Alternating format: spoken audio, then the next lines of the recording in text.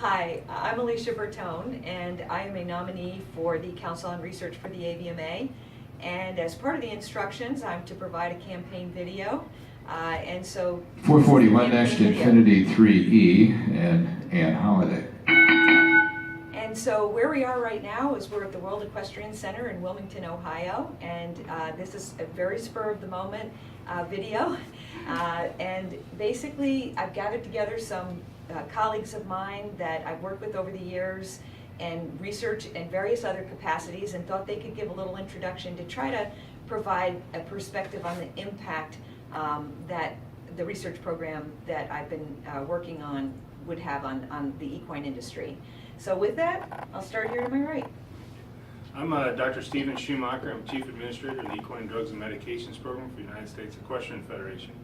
And that's my current role, but I've known Dr. Bertone now for more than 20 years in capacities of friendship as a mentor and to the graduate program. But also, I just want to mention that Dr. Bertone has been instrumental in providing international thresholds for what we do for certain drugs, setting these levels for international competition with regard to corticosteroids.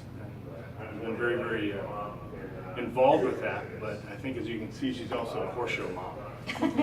Oh yeah, there's that side. Hi, I'm Dr. Holly Helbig. I'm a 2013 graduate from the Ohio State University, and I was very lucky to work in the lab. Yeah, that's clear through the first round. Sorry about the interruption. Very fortunate to work in her lab in 2011 and 2012. She helped me get a scholarship through the Morris Foundation, and we did a lot of research on stem cells while I was there. She really was a mentor for me all the way through school, I have to say, which led me to really have a lot of interest in sport horse medicine, not only through the research lab, but in multiple aspects of my life. She really helped to guide me into my career. I do strictly sport horse medicine. I'm the official vet here at the World Equestrian Center, and really thanks to her, she's really helped me get there. And I'd also like to say Dr. Bertone and her son are very active in hunter jumpers as well, and I've had the pleasure of getting to know her family on a personal level. Her son has ridden with me for the last 4 years, I believe, 4 or 5 years. And we really have traveled all around the country together, and it's just been really great to see how dedicated she is not only to her job and to her lab, but also to her family. She brings a lot of energy and just so much support to every aspect of her life. So I'd like to speak also on a personal level for her. She's just a great person, and it has really helped me through my career. So. Clear jump off time is 36.788. And my name is Dr. Natalie Reisbeek. I actually was lucky enough to get a residency at the Ohio State University for equine surgery, and Dr. Bertone came on as my advisor for my master's, but I was also lucky enough to work with her very often in the clinic, which was a great experience, has taught me so much and helped me throughout the residency and helped me finish that challenge and get through it. So much so that I didn't want to leave, so I stayed on as a PhD student and hope to continue to learn as much as I have Alicia and to HH continue to with develop sharing. under Dr. Bertone both with the sport medicine, but also with the research side, the regenerative medicine, the stem cell research that she has developed and is continuing to develop together with the medical school, that has given me the opportunity to work abroad or over several areas, both on the human side and the equine side, so it gives me perspective on a different level. So she has been more than just an advisor, but more a person that took me under her wings when I came to a new place and didn't know anybody. Guys, thank you so much. I didn't know what they were going to say, but it was very nice. Thank you very much. Thanks. I guess they got to go to work. Yep. Go back to work. All right. Thanks a lot. Thank you. Well, now that everyone's gone back to work, I think I should probably focus a little bit more on why I am interested in being on the Research Council for the AVMA. Certainly, I've had a strong career in both research as well as a surgeon and a sports medicine clinician at the Ohio State University. But you know, I've integrated that research into the overall academic training of both veterinarians, pre-professionals, post-professionals, MDs, postdoc fellows, and I've had a broad breadth of that experience that I would like to bring that to the organizational level, where hopefully it can have an impact on how we train veterinarians across the United States.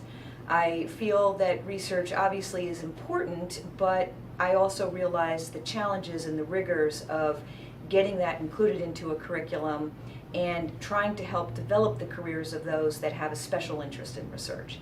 So I hope to bring that to this council and would dedicate the time necessary to tackle whatever is on the agenda for the next few years.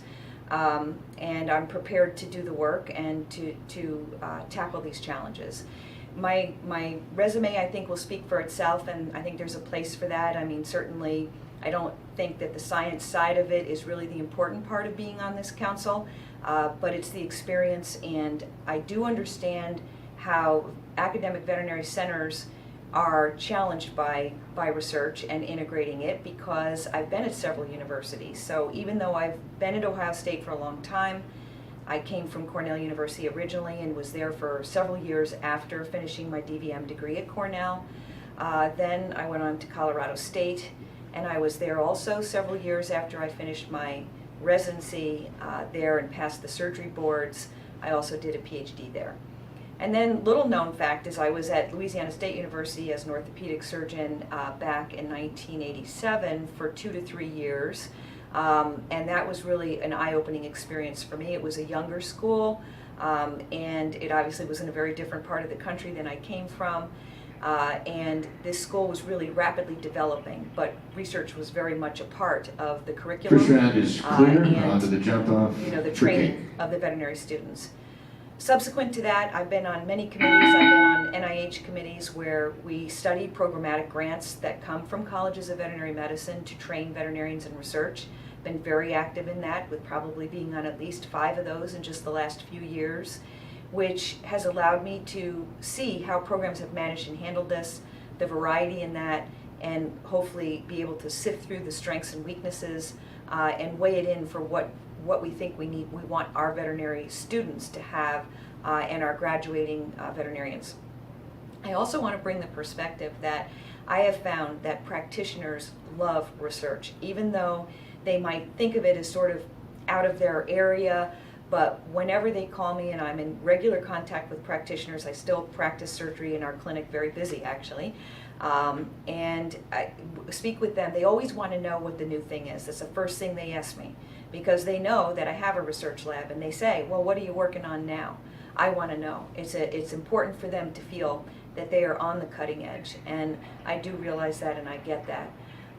So I'm hoping that I Jump can off bring is these clear in things 44, to the council. 793. I will dedicate Into myself third to it. place with I one feel renee. I am in touch with the world of horse showing, and even though here we happen to be at the World Equestrian Center, also have polo ponies, and am part of the Play Polo Club. Not only does my son play, but believe it or not, I'm actually back in the saddle and trying to hit some balls around myself. And so we have a very broad perspective on the horse industry. So I think that's it. Thank you.